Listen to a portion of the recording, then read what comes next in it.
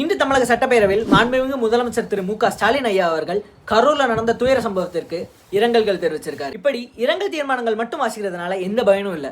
இது யாருனால நடந்துச்சு, எதனால நடந்துச்சு, யார் மேல தப்பு என்பதை ஆராய்ந்து இது மேலும் நடைபெறாமல் இருக்க செய்ய வேண்டியவற்றை செய்து நடைமுறைப்படுத்தி மக்களை பாதுகாக்க வேண்டியது உங்கள் அரசின் கடமை. ஒரு அரசியல் கட்சியோ அல்லது ஒரு அமைப்போ கூட்டம் நடத்துவதற்கு இடத்தை தேர்வு செய்து கொடுப்பது முதல் பாதுகாப்பு கொடுப்பது வரை உங்களுடைய பொறுப்பு. அதே போலதான் தாவேகா தலைவர் திரு விஜய் அவர்களின் பரப்புரையும் நீங்கள் ஒதுக்கிய இடத்தில் நீங்கள் ஒதுக்கிய சமயத்தில் தான் நடைபெற்றிருக்கு. அதுக்கும் முழு பாதுகாப்பு கொடுத்து எந்தவித அசம்பாவிதங்களும் நடைபெறாமல் இருப்பதை உறுதி செய்ய வேண்டியது உங்களுடைய பொறுப்பு. தலைவர் திரு விஜய் அவர்களும் பரப்புரைக்கு எல்லா வீக்கெண்ட்லையும் போறதுனால கண்டிப்பா கூட்டங்கள் கூடுறதுக்கு வாய்ப்புகள் நிறைய இருக்கு.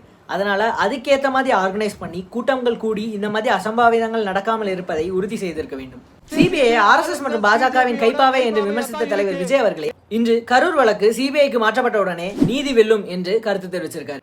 கரூர் சம்பவத்தை கேட்டு என்னால வீட்டில் இருக்க முடியலன்னு ஓடி போய் பார்த்த முதலமைச்சர் அவர்கள் கள்ளச்சாராயம் குடித்து இறந்தவர்கள் வீட்டிற்கு ஏன் போகவில்லை? நார்மலா ஒரு போஸ்ட்மார்ட்டம் பண்ணவே 2 to 3 மணி நேரம் ஆகும். ஆனா அன்று ஒரு நாள் இரவுக்குள் மட்டும் எப்படி அத்தனை பேர்களுடைய உடலையும் பிரேத பரிசோதனை பண்ணீங்க என்பது கேள்விக்குறி.